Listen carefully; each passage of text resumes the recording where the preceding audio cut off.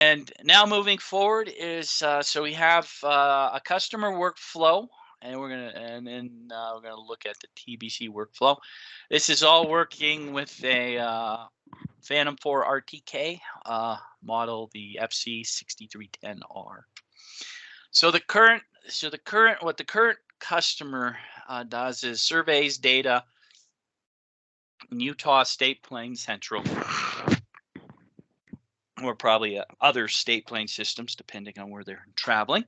Then in Civil 3D, they create just an arbitrary coordinate system for their local values. So they're just taking their state plane values, creating a little new coordinate system. Oh, okay, I misspelled coordinate system there. And then using just local values like a 10,000, 10,000 for the ground points. Then the process is aerial data in Pix4D, and then point cloud processing with recap and cycle alone. So this example we have, wherever they're doing their surveying, so that could be a TopCon, Trimble, whatever they're collecting the survey data with, and then that's downloading into that system, and then so that's kind of one hardware software. Civil 3D is the second software, and then we have Pix4D that makes the third, and then Recap and Cyclone. So we got a lot of softwares involved in this workflow, and then we'll just now step into TBC, and where we're using one software to process the data and then export if we need to the desired software. So just an overview in Business Center. Trimble Business Center is creating your project in the required state plane zone. Bring in the import your survey data. Set the project to ground, and then set false offsets for northern eastings. And then that brings us, so if you want to just have a 10,000, 10,000 number instead of the very long state plane value, this is where you can apply the offsets. But everything in the project, though, is the latitude. Once you set those offset, the latitude longitudes come in at your offset you set. So if you set it at reduced everything to around 10,000, 10,000, latitude longitudes come down there.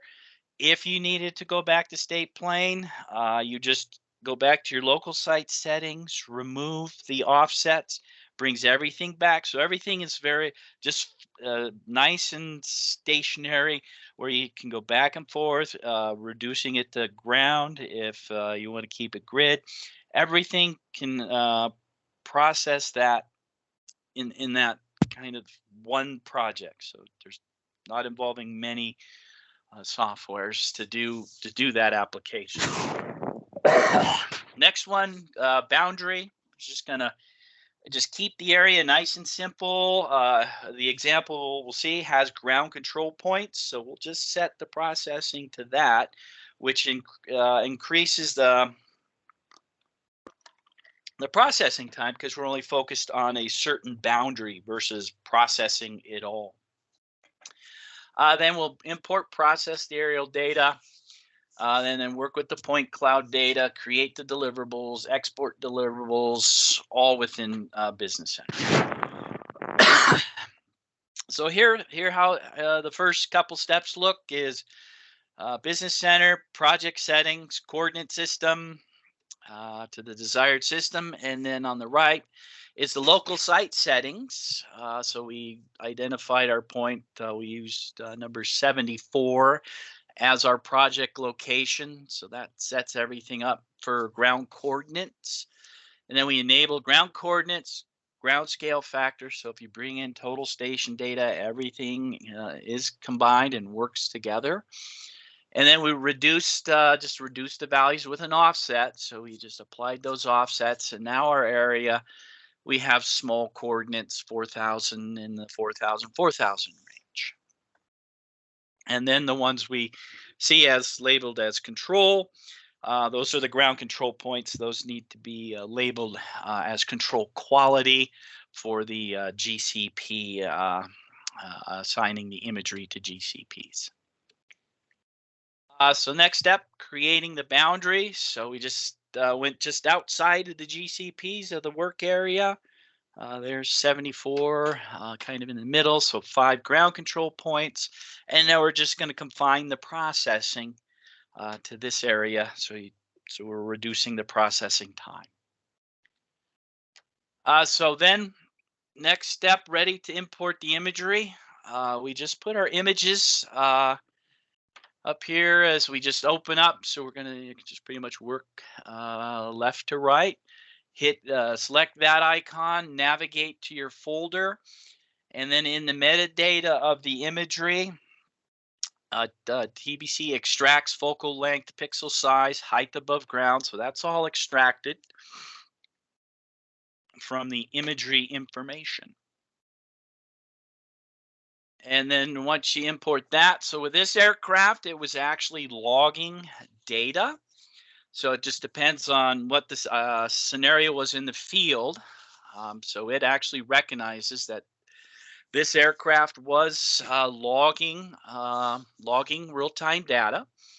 And then once we did that, it sees the receiver check-in pops up and says, okay, continuous segment. And then that kind of just goes into the side note there, baseline processing for GNSS trajectories. If you plan on working with a base station, a local base station, using a third party or using course data, internet download, there's certain files that are required. And if the aircraft is set up to do that, they are already put into the folder. And then that just gives some information, the mark and OBS file. And that's required for if you want to do some internet processing.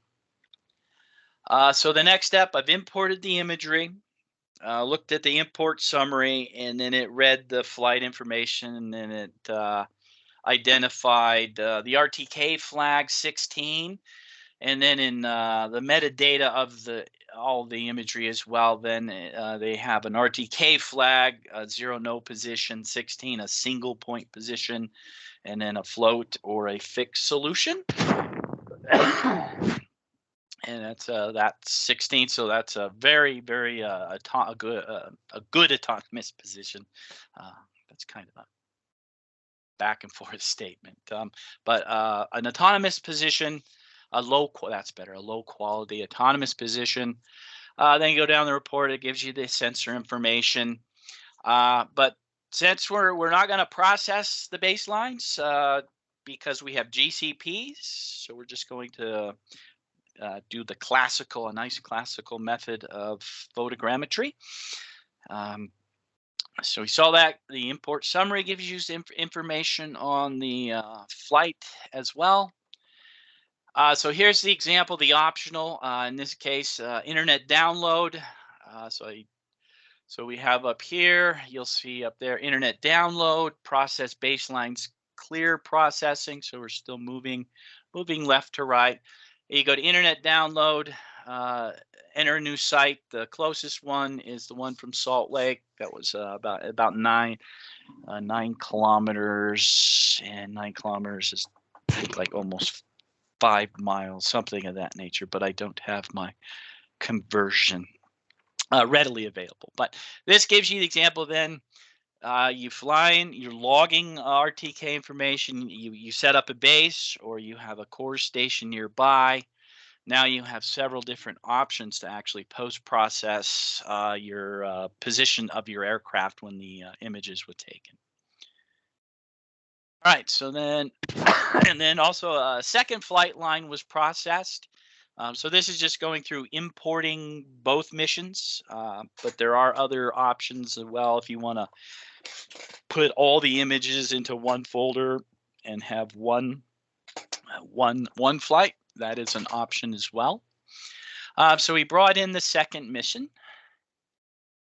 And then as we see in the upper left, it has the two missions listed. Then we're just going to use the second option, merge flight missions. And then in the lower right, now we have the two missions combined into one. So the next step is running the adjust photo stations. So we import, internet download. If you want to merge, you have merge. Then we hit the adjust photo stations. That's called the relative adjustment. So that just goes through and finds all the tie points, matches all the images together. And then since this has GPS information, Business Center actually does the relative and absolute combined in one adjustment. So it goes from relative to the absolute. And then once the adjustment's complete, we look at the report, the results.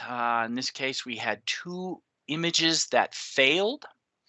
And then looking at the processing report in the flight overview, you'll see the 2 little red dots. And then over here, it gives us looking at the statistics for what has changed for your after the adjustment, and it compares the ground points and the GPS values, and you can look at those as well to make sure your data is in good standing. So then, excellent. So now, but we do have two images to take a look at. So from 3D view, we've identified the 2 images well outside of where all the other positions are. So we're just gonna proceed forward, eliminate those 2, because this had this flight had a nice overlap and coverage, flown in perpendicular direction, so it went one way, and then the other the secondary information was perpendicular to that, so getting good ground coverage. So the next step is we eliminated those, and then now we're going to step in and do the GCP adjustment using ground control. So the first image, he opens it up, and then in point ID, type your point number, hit the plus, and then the station view opens up, shows you the ground control point on the ground. Painted with a number as well, and then you click on that, and then this box here, right here, if you see my cursor there, that's called the pixel picker. So that opens up, and then you pick the pixel that you want that's corresponding to that ground control point.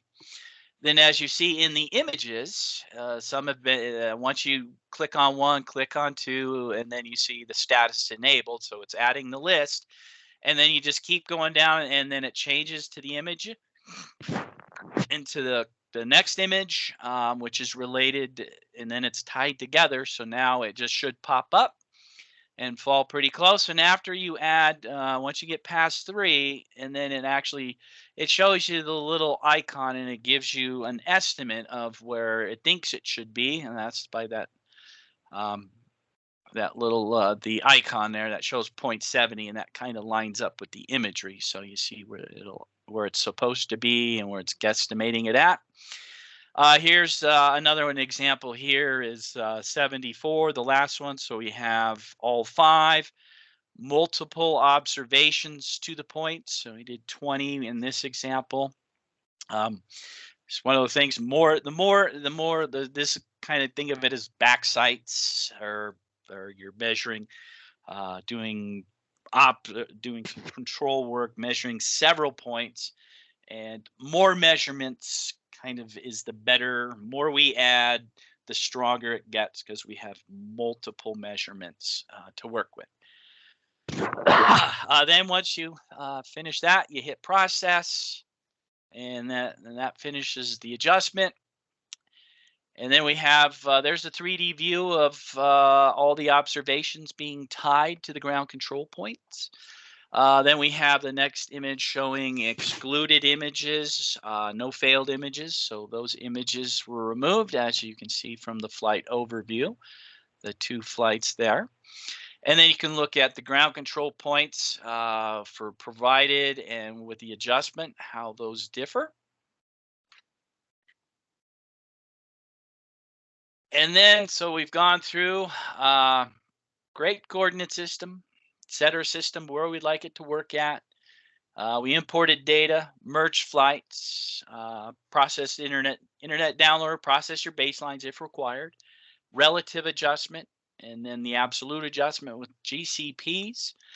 And now we're in the spot of creating the aerial imagery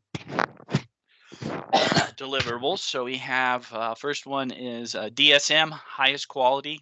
This is the one you want to use for the best point cloud, and then the density. You can create a raster and also the ortho mosaic, which in this setting it creates a true ortho mosaic. And you set that up, launch the process.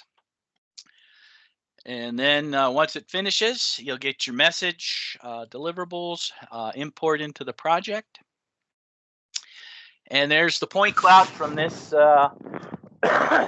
this aerial. So there's the high quality there. You can see that ground point. And then the true ortho, it tries to keep, it gets a nice, keeping the warping out on the edges, busy spot, a lot of cars. But there's your point cloud. There's the true ortho mosaic. So there's just and at the final resort there. So we have the imagery. And then just stepping into just some of the tools. So the one in the left-hand side, that's just using the extract ground command, and then using the keep in, keep out, and then running the extract ground one more time, because some light shrubbery would happen. But so there's the extract ground using in the keep in, keep out command, isolating just the asphalt surface.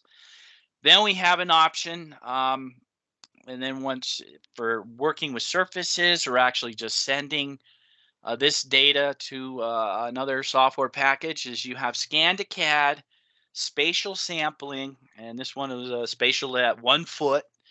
And then it creates these with just northing easting elevation. And now you have a point file for other packages, and you could reduce that even more to a 2 foot or a 5 foot, which would reduce the number of points as well. So there's some tool functionality. Then just going into other objects in TBC, surface contours, then taking that block, exporting it to a DWG. The ortho mosaic, we could then send it to export it to the ortho image, which is then ortho rectified. The third picture you see is then we could take the point cloud, send it to an E57, RCP exports, or the other point cloud options. So you've processed everything, and now you're just sending it to your desired software. Or you could just work with the other TBC tools, because there's just a lot of stuff in TBC we can work with. So then just focusing on an export here. You have to forgive me for my simplicity on just the imports and making very simple objects to export. So you had the point export. Those the descriptions are a little large. I didn't get those to a nice point looking size. The DWG import into Civil 3D, and then the ortho image import as well. So to summarize, just a summary of this, just nice comparison, working with a data set. As the message we have is start and stay in TBC for your aerial projects. Troy, do we have any questions at this stage?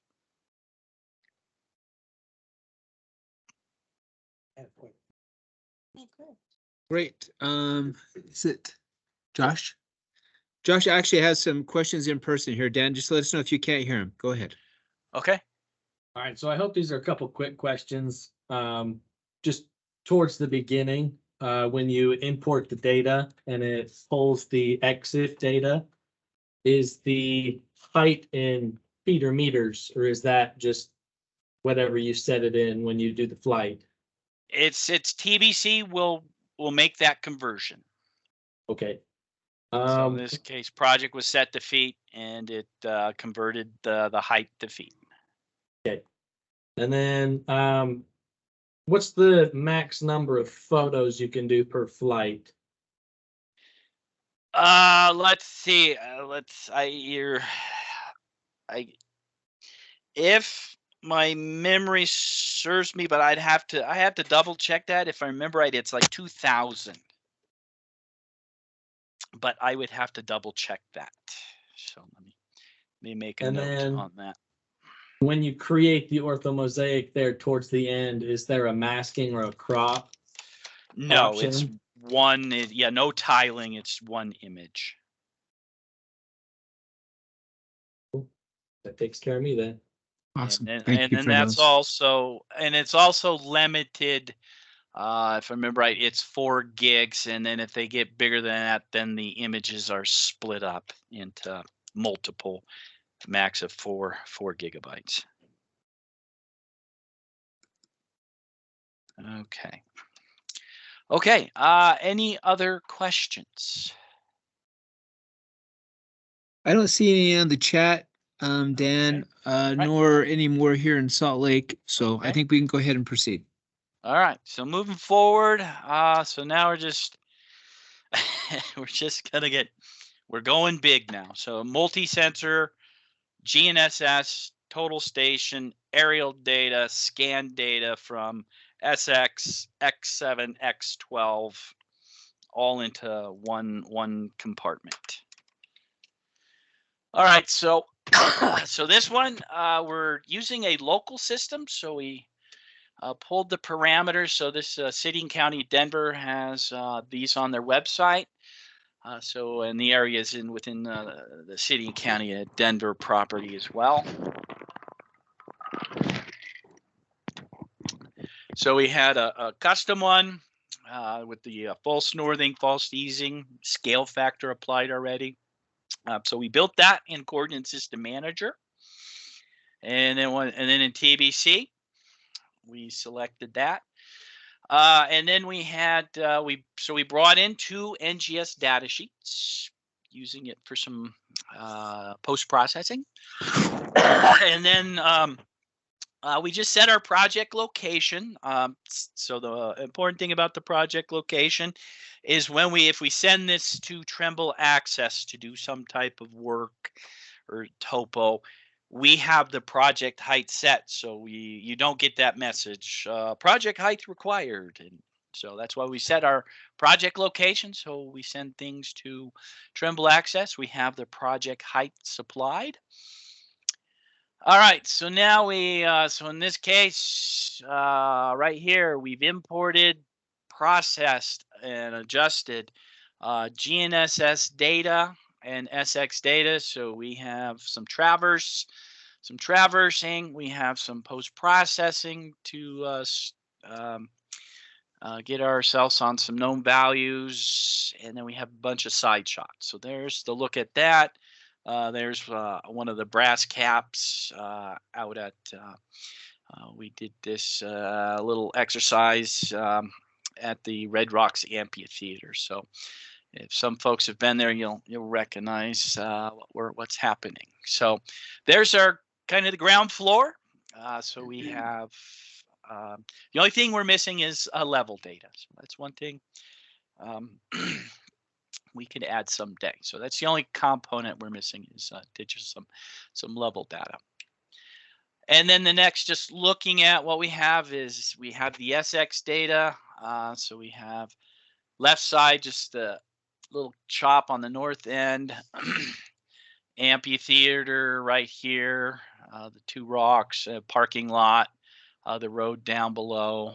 So if I remember right, it's within 6, I would have to look at it, but yeah, from here to here, short distance, it is like 600 feet horizontal, but you're changing like 200 feet vertically in that short distance.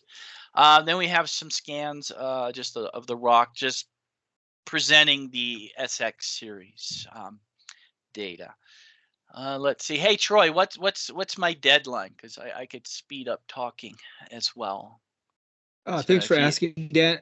I'm hoping for like 2 o'clock or shortly there or shortly Okay. before that. All right, Around 2. perfect. All right. We can do that. All right. So there's SX. So now we got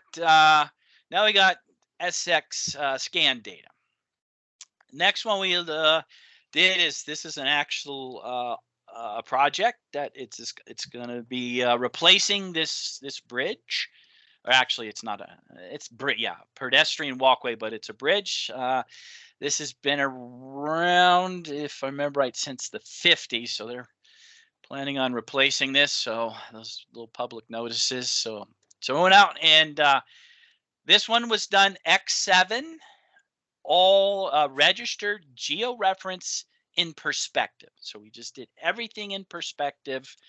And this that's a little picture of perspective there. And then just some little pictures from TBC of the X7 data. And then so then we have X12. So X12 data was gathered over the summertime. I wasn't involved in this data gathering, but we do have X12 data. So on the left, there's an example of phase-based scanning. Close up, you really get crisp features on edges and corners. And then on the right, there is the imagery. So the cameras on board the X12 are very good.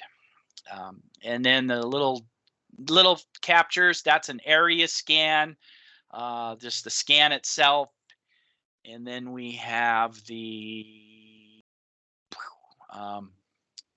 scan on the rock wall, and that's looking at the station view from the station view editor. No, station view. And we have station view showing where that's at and the picture behind it as well. So, and that again is a short range, the phase-based scanning technology. You get some good, nice, crisp edges and clean, very sharp point cloud. So now we've put that all together. Now this is just again, I'm now a mass point cloud data set. The bridge is right down here. SX12 data is up here, and there's kind of the perspective of the amphitheater. They just this was rebuilt. Actually, not rebuilt. It was torn down and a new one put up. I do have actually some TX8 data I wanted to put in here, but unfortunately time constraints didn't allow that. But I could we have TX8 data showing the old stage cover, and that's the new stage cover. Oops, wrong way. All right, so now we have all the data, scan data put together in TBC. So now we have aerial data, and we have with the photogrammetry module, you get licensed to run UAS Master, and then we have the workflow from going send to UAS Master because the aircraft is not on the supported list. So you open up that, select if you're using ground points, you can select your ground control points. They're selected, and then it just sends everything to UAS Master. It opens up, and then you set we get project name, and then setting it to close range. So this was an oblique capture, so we use the close range option.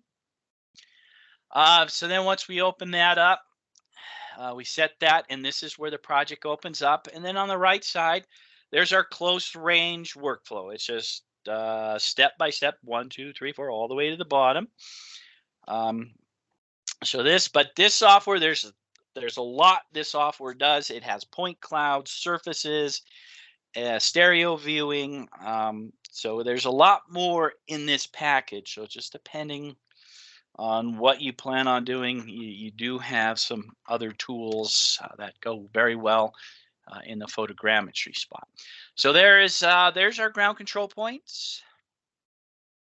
So our next step is importing the imagery, and this is just many steps, many windows, but we have to put that in context with now we're in the photogrammetry world of where we can import imagery, just pictures, so it has no metadata. Then we can take GNSS data.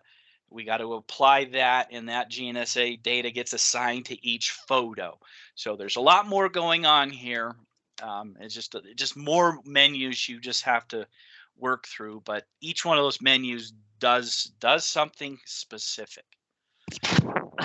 So then we have the import of the sensor and imagery, and then the GCPs, and then the good thing with UAS Master, it works. It works with the coordinate system manager. So you have the option to use the UAS Master, which is a subset of info, but also you can use coordinate system manager. So from TBC to UAS Master, it's reading it from Trimble, the Trimble coordinate system manager. So everything is set, and we're ready to move forward. So for the imagery, so we just photos, and then we open up the frame type, and then we just, and then again, here's just the many menus. We were going to add a directory. We've loaded all those up, and then you have the option, and then once you go through the adding the imagery options, there's a couple more windows that you can assign different things and apply some other settings. Then it comes up and says, all right, what do you want with your camera? Read from EXIF, check from the list, predict one, create and assign one from the database. But in this case, since there's something there, this is active. So we'll just let the software assign it from the EXIF. Then we have the IMU orientation. So this imagery also had GNSS data with the imagery. And then mean terrain height, we just enter the mean terrain height. And then we finish. And then in our project setup, now we have the sensor, 45 imagery, 6 points, and the coordinate system. So now everything is set. And then here's just the example of the metadata provided, just looking at just a closer look at the frame type. So there's the camera, Canon shot, it read the name. And then here's it had GNSS involved with the imagery. So now it's in the coordinate system with the height. And then I have to give credit to Drone Mapper software. This imagery is available on their website. So it's the data goes back to I think 2013 because you can't fly drones over red rocks. So big signs everywhere when you go in, no drone data. So this probably was collected before the enforcements, but do have to give credit to where the imagery came from. All right, so then we just follow down the list. The reconstruct, that is going and gathering the tie points from the images. And then here you have different option, high, normal, just different options to what you're looking for to make it slow down, look a little harder. So in some of those advanced builder settings as well. You start, goes through it, and then everything, this is what it finished off, blue, everything's nice. So it's done the tie points. And then we have, and then just going down the checklist, now we got to, so we've done our first 3. Now we just need and now we're going to add the GCPs. And then you open that up, you go to each image, and then you find where your GCP is. And then after you get to the third one, it has an kind of the auto compute where it gives you a little triangle of where it thinks it should be. And then you can move it around a little bit, click that. And then you just go through, add the control points. And then we just keep going down the list, run the calibration, and then run the report. So then we have our overview, no images missing, the tie point distribution, and then the comparison of the given versus the adjusted GCPs. And then the next step is running. So we're not going to do any volumes or anything. So we're just going to create the point cloud. Create the point cloud. Then on the right, you see the point cloud is created. And then we have the project send to in the menu from US Master. Point cloud, that's all we want. And then hit next. And then you target it. It's Trimble Business Center. Once you're done, open Business Center. This send button will be lit. And then it sends everything to TBC. And now we have aerial data. Now we have the top side point clouds and ground point clouds. Now we're adding this into the mix. And so there we have it. Here's the TBC multi-sensor project. So that's kind of the whole site. And there's the nice rocks and the amphitheater right there. So now I'm just going to go into just a very quick chat of the tools we have. So here's X12 data. We could use virtual DR, and then picking, creating, and doing all sorts of some nice drafting from the camera. Looking at the camera, point cloud in the background, and making sure we draw some good detail or identify that specific crack that could be right in the middle. Then we have also the point cloud smart picking options, face a curb, gutter, face a curb, the gutter, road marking. So we have that tool. The extract point cloud regions, indoor and outdoor, the several regions we can create. We have now published to Clarity, the web-based, the cloud-based solution for sharing your data with clients, visualizing that, passing that up. Then we have the extract functions, extract point features, tree, pole, and access covers. So you pick on that and it does the extraction, creates the symbol and display for you. Then we have the line features, curb and gutter, power line, overhead power lines, line lanes, extract cross sections. So that point cloud data, we can chop that up in many different options for extracting point cloud data with the extract cross sections. Then we have the new addition, extract geometry, little road symbols, so we can draw in the symbol and then bink, and then it'll extract that geometry from the closed CAD object. So then there's some tools there. The ortho photo from point cloud tools. So now we rolled that into plan sets. So here's the point cloud building face from the cloud. Plan set, created a nice little background, lettering, all that stuff. Put your stamp on it. Now transpose that into a elevation drawing with the elevations on the list there, doors, windows. So that's some functions.